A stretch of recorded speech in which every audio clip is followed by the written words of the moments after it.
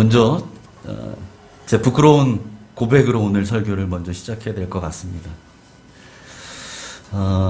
제가 철들기 전에 어렸을 적에 저는 저희 어머니를 부끄럽게 생각한 적이 있습니다. 이게 무슨 말인가 놀라실 것 같은데, 저희 어머니는 제가 태어나기 전부터 시장에서 전을 만들어 파는 일을 하셨습니다. 그래서 저는 저희 어머니를 생각할 때마다 엄마 하면 떠오르는 것이 냄새. 어떤 냄새? 기름 쪄든 냄새. 하루 종일 그 일을 하시고 평생을 그렇게 살아오셨기 때문에 엄마 하면 떠오르는 이미지가 그 냄새였어요. 게다가 저는 5남매 중에 막내로 태어났습니다. 위로 누님들 있고 형도 있고, 터울이 좀 지고, 그러다 보니까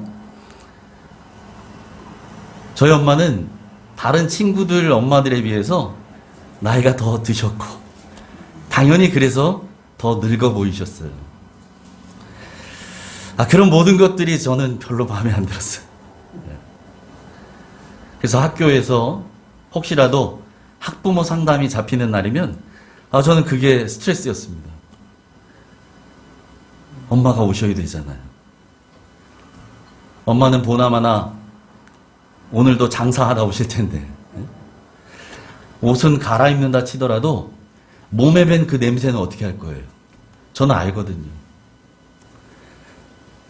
그리고 엄마가 옷을 갈아입고 학교에 오시는 날이면 제가 늘 봤잖아요. 엄마가 무슨 옷을 입는지. 한참 유행이 지난 옷들. 그런 옷 잘 사람들이 안 입고 다니는 것 같은 그런 옷들. 왠지 제 눈에는 우중충해 보이는 그런 옷들. 엄마는 그런 옷들을 외출복이라고 입고 이렇게 다니셨거든요. 그래서 저는 그런 모든 게 마음에 안 들었어요. 그래서 엄마가 오늘은 바빠서 전혀 난 학교 갈 수 없다 라고 하시면 오히려 그때 제 마음이 편했습니다. 저는 그렇게 엄마 모르게 장사하는 엄마를 부끄럽게 생각하는, 부끄러워하는 아들이었습니다. 그런데 엄마는 그런 저를 대견스럽게 여기셨어요. 왜냐하면 학교에 일일이 찾아가지 않아도 아들이 학교 생활 잘하고 있고 공부도 곧잘 하고 있고 사고 전혀 치지 않고 착한 막내 아들이라고 늘 어머니는 자랑스러워 하셨거든요. 말 잘 듣고 순하고 공부 잘하고 그런 아들이요. 저는 엄마를 부끄러워했는데 엄마는 그런 저를 자랑스러워 하셨어요. 여러분, 예수님께서 말이죠, 귀신을 내어 쫓고 많은 병자를 고치시고 놀라운 기적들을 행하실 때는 예수님의 제자들이 우리 주님을 자랑스러워했습니다. 아마 어깨에 힘도 좀 들어갔을 거예요. 내가 모시는 분이 이런 분이야. 알게 모르게 그런 것도 있었을 겁니다. 머지않아 이제 우리 주님이 우리 민족의 해방을 이끄는 지도자가 되실 거라고 그들은 믿었었어요. 그렇게 되면 자신들도 한 자리씩 차지할 것 같았거든요. 그런데 그런 제자들의 기대가 무참히 깨지는 사건이 일어나고 맙니다. 예수님께서 아무 저항도 없이 자신을 죽이려는 그 사람들에게 그냥 잡히시고 마는 거예요. 제자들은 너무 실망했어요. 큰 실망감과 또 두려움에 주님 곁을 다 떠나버립니다. 예수님은 당신의 제자들이 이럴 줄 아셨어요. 그래서 이미 제자들에게 그런 그들의 마음을 한번 떠본 적이 있습니다. 언제냐? 오병이어의 기적을 경험하고 난 사람들이 그 다음날도 예수님께로 엄청나게 많은 사람들이 몰려왔거든요. 여러분 생각해 보세요. 물고기 2마리, 보리떡 5개, 그것도 아이가 먹을 만한 사이즈의 도시락이었어요. 한 끼. 그걸 가지고 우리 집사님들처럼 이 장정들만 5,000명, 남자들만. 거기에 아녀자 아이들 포함도 안 시켰어요. 그 많은 사람들을 다 먹이고도 12광주리가 남아요. 세상에 이런 놀라운 분이 계실까요? 그걸 먹어봤던 사람들이 그 다음날 더 많이 몰려들어요. 어제 안 왔던 사람들까지 아마 데려왔을 거예요. 예수란 분, 대단한 분이야. 가보자고. 많은 사람들이 몰려옵니다. 왜요? 그 다음날도 주님의 기적을 보기 위해서. 그렇게 예수님께 몰려왔어요. 그래서 주님이 말씀하십니다. 성경에 그들이 온 까닭은 표적을 보았기 때문이다 라고 얘기하세요. 그런데 막상 주님께 왔더니요, 그 다음날 주님께서 엉뚱한 말씀하시는 거예요. 이해할 수 없는 말씀을 하셔요. 예수님 자신을 가리켜서 하늘로부터 내려온 떡이라고 말씀하셔요. 생명의 떡이래요, 자신이. 그러면서 자신의 이 살과 피를 먹고 마시는 사람이라야 영원히 죽지 아니할 것이다. 이런 말씀하시는데 사람들은 이해할 수가 없는 거죠. 이게 도대체 무슨 말씀인지 모르겠어요. 아니, 우리가 지금 예수님 찾아온 목적이 이거 아닌데. 아니, 뭐 좀 쇼킹한 거나 좀 보여주시지. 이해할 수 없는 말씀만 하셔요.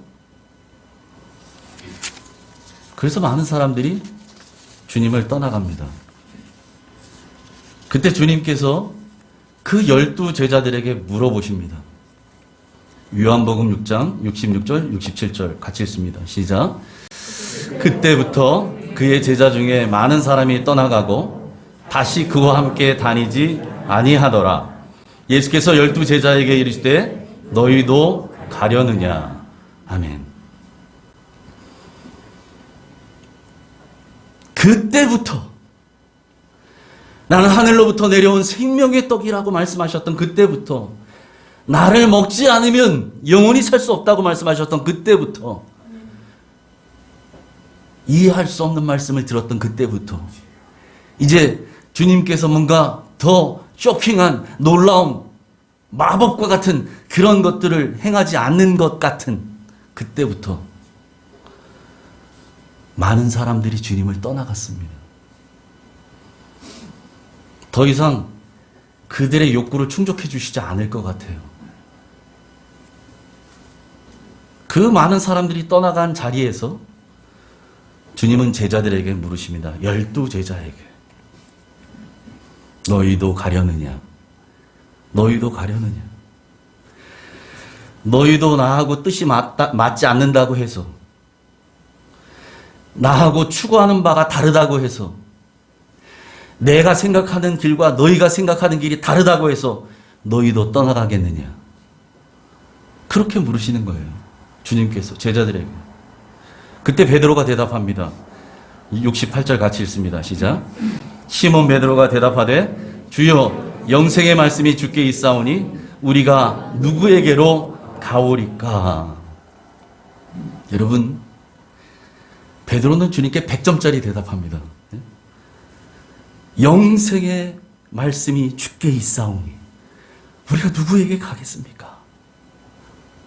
영생의 말씀이 주님께 있으니 우리는 안 떠납니다. 이런 얘기잖아요. 우린 그거면 족합니다. 여러분, 그렇게 대답했던 베드로도, 다른 제자들도 주님의 십자가 앞에서는 다 주님을 버리고 도망가고 말았습니다. 주님의 제자라는 사실을 그전 같아서는 어깨에 힘 좀 주고 다녔을 텐데 이제는 내가 주님의 제자라는 사실도 감추고 도망가 버렸어요. 부정하며 부인하며 도망갑니다. 모른다고 하고 도망갑니다. 왜 그랬어요? 여러분, 제자들은 사람들이 두려웠어요. 그리고 그 무능력해 보이는 주님이 부끄러웠어요. 여러분, 제자들에게 있어서 십자가는 더 이상 그들의 흥미거리나 관심거리도 아니었어요. 그런데 관심 없어요. 다른 사람들도 마찬가지였고 이 제자들도 마찬가지예요. 그들의 관심사항 아니에요. 십자가. 그게 나하고 무슨 상관인데. 그렇게 사는 거죠. 그렇게 십자가를 지시는 주님을 부끄러워하며 제자들도 다 떠나버립니다. 제가 저희 엄마를 부끄러워했던 것처럼 제자들도 주님을 부끄러워했습니다. 제가 저희 엄마의 겉모습을 부끄러워했던 것처럼 제자들도 십자가 앞에서 무능력해 보이는 그 예수님을 부끄러워했던 거예요. 그들은 십자가 뒤에 있는 영광을 알지 못했습니다. 여러분, 출산의 고통은 반드시 생명 탄생의 기쁨을 전제로 합니다. 십자가는 부활을 전제로 합니다. 그렇기 때문에 우리 주님은 그 앞에 있는 기쁨을 위해 십자가를 참으사 부끄러움을 개의치 아니하셨다라고 설명합니다. 그리고 주님은 주님을 부끄러워하던 제자들을 부끄러워하지 않으셨습니다. 제자들이 심지어 주님을 모른다고 부인하는 그 순간까지도, 그 순간에도 주님은 제자들을 부끄러워하지 않으셨어요. 그래서 부활하신 주님이 이제 고기 잡으러 다시 고향으로 내려갔던, 기베랴 바닷가로 다시 돌아갔던 이 제자들을 찾아오신 거예요. 그리고 와서는 그들에게 아무 말씀 안 하십니다. 베드로, 너 나한테 뭐라 그랬지? 이런 거 묻지 않으세요. 아무 말씀 안 하세요.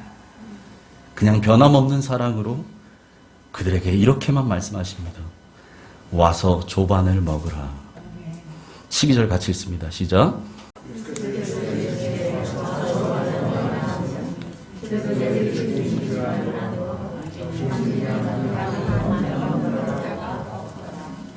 아멘. 제자들은 자신들에게 조반을 먹으라고 말씀하시는 분이 누구신지 알았다는 거죠. 그래서 감히 묻는 자가 없었다고 합니다. 가출했던 아이가 여러 번의 망설임 끝에 용기를 내서 집으로 돌아왔습니다. 혼낼 줄 알았던 엄마가 아무 말씀도 안 하셔요. 그리고 고기를 굽고 따뜻한 밥상을 차려주시는 거죠. 그 밥상 앞에서 아이는 엄마에겐 말하지 않지만 그의 마음속으로 다짐합니다. 다시는 집 나가지 말아야지. 아이는 다짐하고 또 다짐합니다. 여러분, 부활하신 주님은 그렇게 아무 말씀 없이 제자들 앞에 밥상을 차려주십니다. 그리고 아무 말씀도 하지 않으셨지만 주님은 소리 없이 말씀하고 계시는 거예요. 얘들아, 말하지 않아도 괜찮다. 난 너희가 부끄럽지 않단다. 지금도 그리고 앞으로도 마찬가지야. 너희는 나에게 자랑스러운 존재란다. 이렇게 주님이 제자들에게 말씀하고 계시는 거죠. 여러분, 주님은 우리가 어떠한 처지에 처하든 간에, 우리가 세상에서 성공을 하든 실패하든 일이 잘 되든 뭐 망하든 아무 관계없이 어떤 처지 형편에 있든지 우리를 부끄러워하지 않으십니다. 우리가 실패하고 넘어졌다 하더라도, 혹은 뭔가가 잘 됐다 하더라도, 이제부터는 정말 제대로 예수님 믿어보겠다고 결심하고 다짐했는데 그 다짐이, 그 결심이 작심삼일이 된다 하더라도 주님은 변함없이 우리를 사랑하십니다. 저희 엄마가 저를 아들이기 때문에 그렇게 믿어주시고 사랑해 주셨던 것처럼 하나님은 자녀된 우리를 그렇게 사랑해 주시는 줄 믿습니다. 그래서 우리를 위해 십자가를 지신 거예요. 우리가 아직 죄인 되었을 때에 주님이 십자가를 지셨다는 말입니다. 그리고 주님은 고난주간에 우리 계속해서 십자가를 묵상했지만 자신을 십자가에 못 박아 죽였던 그 사람들, 나를 죽이던 그 사람들을 위해서 기도하시잖아요. 아버지, 저들을 사하여 주옵소서. 자기들이 하는 것을 알지 못하나이다.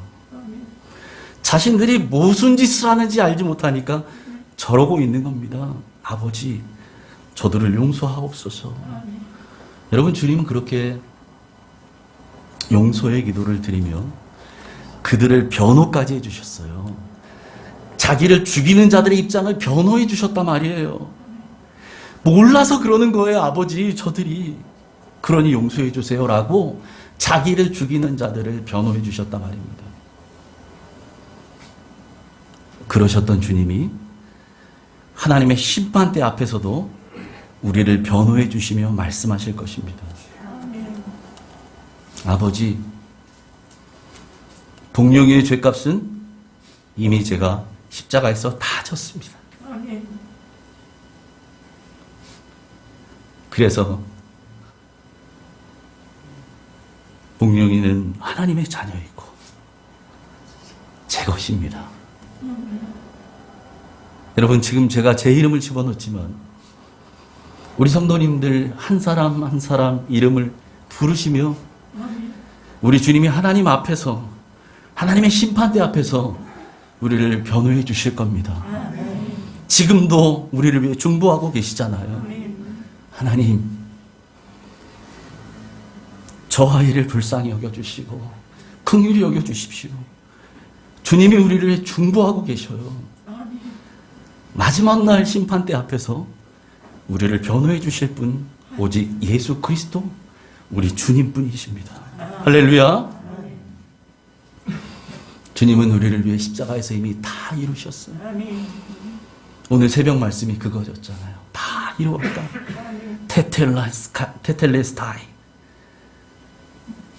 옥고를 다 치렀다는 거예요. 값을 다 치렀다는 거예요. 우리가 거저 받은 게 아닙니다. 주님이 치르셔야 될 것 다 치르셨어요.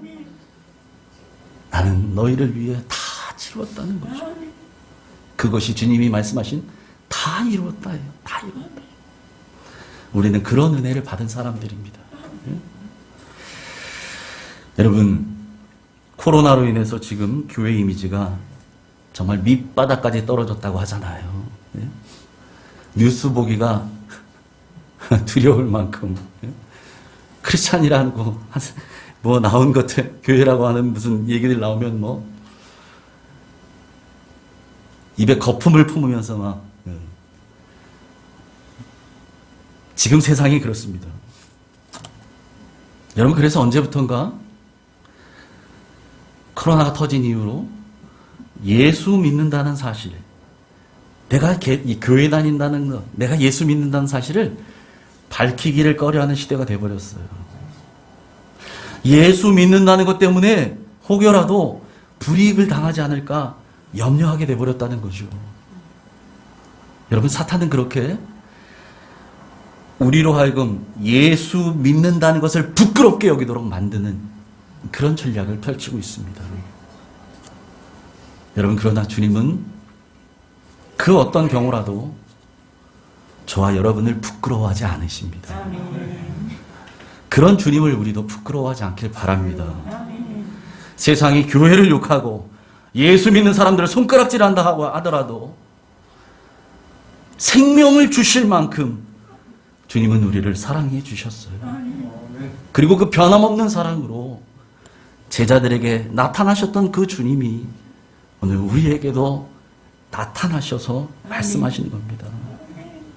그러므로 부활의 십자가와 주님만이 우리의 자랑이 되기를 소망합니다. 그런 자들에게 주님이 다음과 같이 약속해 주십니다. 누가복음 9장 26절 같이 했습니다. 시작. 누구든지 나와 내 말을 부끄러워하면 인자도 자기와 아버지와 한 거룩한 천사들의 영광으로 올 때에 그 사람을 부끄러워하리라. 아멘. 부활의 십자가와 주님을 부끄러워하지 않는 저와 여러분 되시기를 축복합니다. 아멘. 여러분, 바로 이것이 우리 안에 오늘도 살아계신 아멘. 그 부활의 주님, 아멘. 그 주님과 함께 사는 성도의 삶이라는 것을 잊지 마시기 바랍니다. 아멘. 그리고 그것이 부활 생명으로 사는 그리스도인의 삶입니다. 아멘. 부활하신 주님과 함께 사는 거죠. 주님을 부끄러워하지 않습니다. 아멘. 부활의 십자가를 부끄러워하지 않습니다. 아멘. 믿지 않는 자들에게는 어리석은 거지만 믿는 우리에게는 하나님의 능력이 되기 때문입니다. 아멘. 그래서 우리는 주님을 부끄러워하지 않는 사람들, 아멘. 십자가를 부끄러워하지 않는 사람이 되어야 하는 줄 믿습니다. 그렇게 살고자 애쓰는 우리를 주님은 자랑스러워 하실 겁니다. 그리고 우리 주님 다시 오시는 그 영광의 그날에 지금처럼 이 힘든 코로나 시대를 잘 견딘 우리를 자랑스럽게 여기시며 아마 이렇게 말씀하실 거예요. 그 힘든 상황 가운데서도 네가 나를 부끄러워하지 않아 주어서 고맙구나. 나도 너를 부끄러워하지 않는단다. 끝까지 힘들었지만 버텨줘서 고맙다. 내가 자랑스럽구나. 내가 나의 아들이라는 것이, 나의 딸이라는 것이 자랑스럽단다. 아마 우리 주님 이렇게 우리에게 말씀하실 겁니다. 여러분, 우리 주님께 이런 칭찬과 격려받는 모든 옥정 가족 되시기를 주님의 이름으로 축복합니다. 아멘. 부활의 주님은 2000년 전에 부활하셨다 하늘로 올라가 버리고 만 분이 아니에요. 부활의 주님은 오늘 지금 이 시간에도 저와 여러분 우리의 마음 가운데 살아계심을 믿으시기 바랍니다. 우리와 함께 하십니다. 임마누엘, 내가 세상 끝날까지 너희와 함께 하겠다고 하셨던 그 주님이 오늘도 살아서 우리 가운데 함께 하심을 믿으시기 바랍니다.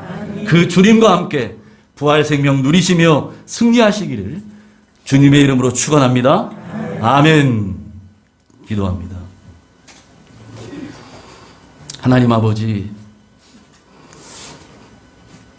부활의 주님이 2000년 전에만 부활하시고 하늘로 올라가 버리신 분이 아니고 오늘도 내 안에 살아계셔서 나의 주인으로 계셔서 나와 함께 동행하는 줄 믿습니다.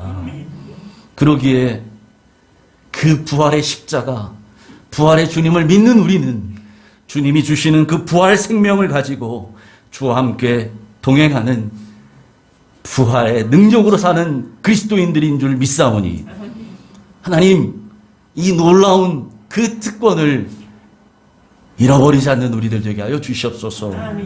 어떤 어려움과 어떤 고난과 환난의 폭풍우가 몰아칠지라도 우리 주님이 우리 배에 계시는 이상은 우리가 가장 안전한 줄 믿습니다. 그러므로 우리 안에 계신 그 주님 잊어버리지 않는 우리 되게 하시고 부활의 주님이 나와 함께 하심을 오늘도 기억하며 어디를 가나 부활 생명으로 부활의 주님과 함께 삶을 살아가고 있다는 것을 삶으로 전하는 생명력 있는 그리스도인들 되게 하여 주시옵소서. 부활의 생명 되신 예수님의 이름으로 감사하며 기도하옵나이다. 아멘.